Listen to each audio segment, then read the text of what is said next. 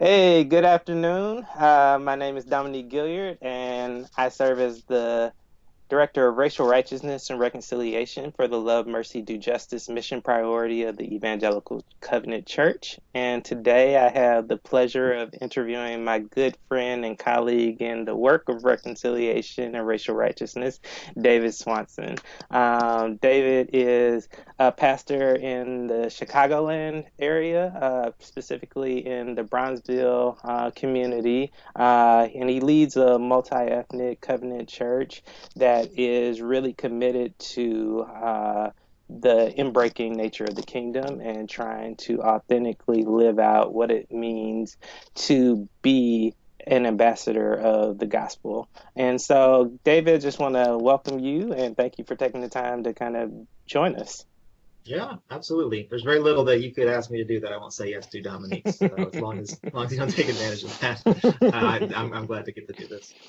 Yeah, so today we are here to discuss. David has a brand new book that's coming out. It comes out on the 12th of this month, and we're really excited to just kind of hear a little bit about what inspired him to write the book, what his hopes are for the book, and kind of what were the convictions that really kind of arose within him as he was in the writing process.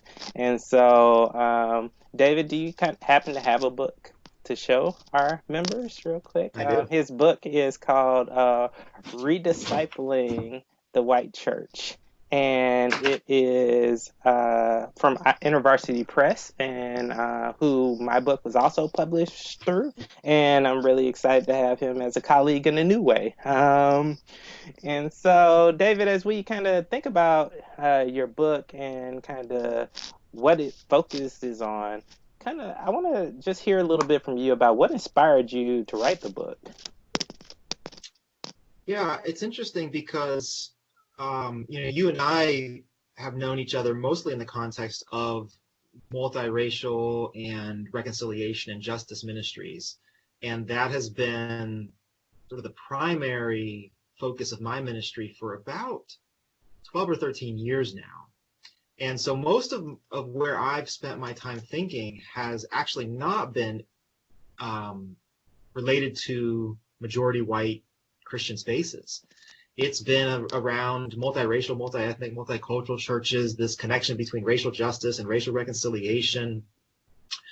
But then about 4 years ago, and if I'm honest, really around the last presidential election, there was so much being talked about and so much being written about related to white Christianity, evangelical Christianity, but not only, Catholic, mainline denominations as well, and these ongoing conversations about the connection between these majority white Christian spaces and the political arena, and why it was that there was such strong differences between white Christian support of certain candidates or parties, and then within the same denomination or the same sort of stream of Christianity, you would have Christians of color, African American Christians, immigrant Christians, oftentimes, whose experience of that same political moment was just very, very different. And it got me thinking about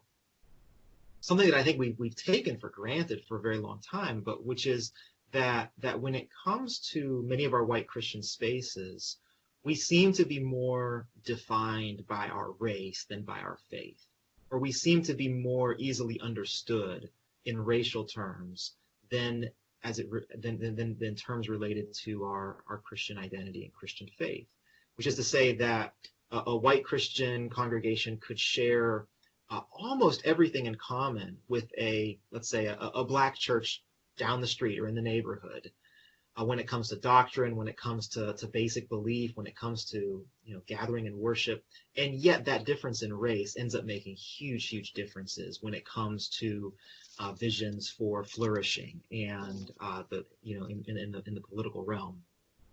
Now, my book is not about politics, but that's sort of where I started thinking about this.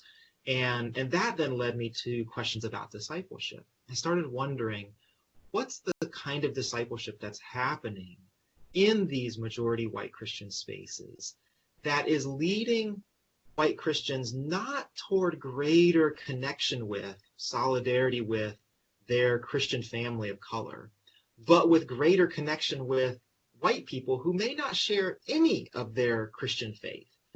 What's the discipleship process that's leading to those kinds of outcomes? And that really was the question that I wanted to try to begin exploring. And again, because I've not been in those spaces for over a decade, I had some hunches about that, but I honestly came to it with just a lot of questions. And it felt like this itch in my own head that I wanted to try to scratch, wanted to try to get at a little bit, which, that process over the course of a couple of years eventually led to the book that's coming out now. So as you tried to scratch that itch, kind of what were some of the places you went to as someone who isn't immersed in that world, but who are some of the voices that kind of really informed some of the outcomes that we see within the book? Yeah. That's a really good question. I think the primary voices were probably within our own church community. Not necessarily because members of our own church community have lots of opinions or experience in those predominant white Christian spaces, but their presence has shaped me in really significant ways, right? I think in some ways my location within our multiracial church allowed me to even ask those questions in the first place, right? The questions that would not have even crossed my mind or surfaced for me did because of the relationships that I'm a part of, right? So experiencing, for example, as you well know, this past 5-6 years have just seen repeated instances of these sort of public racial traumas. And my participation in our community, it impacted me, right? Like how I saw that, how I experienced that, how I interpreted all of that was significantly shaped by my proximity to these congregants, submission to colleagues of color in our community. So I think that's the first thing to say.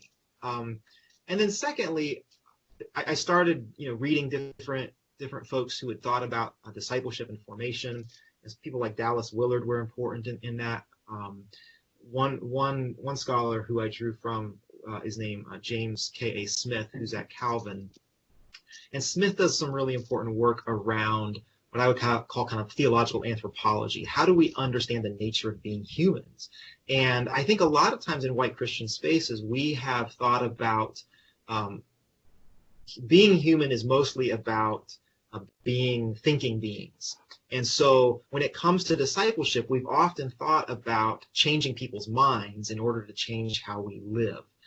And Smith is really good on saying, no, we're actually primarily loving beings. We're primarily desiring beings. And he's going all the way back to St. Augustine and some of the other church fathers and mothers to describe this theological anthropology, which is that we do what we love. We're oriented through this life by what we love. And I think this is clear in Jesus, right? Jesus comes to give us new hearts, right? To change us from the inside out, to not just put a veneer of righteousness on us.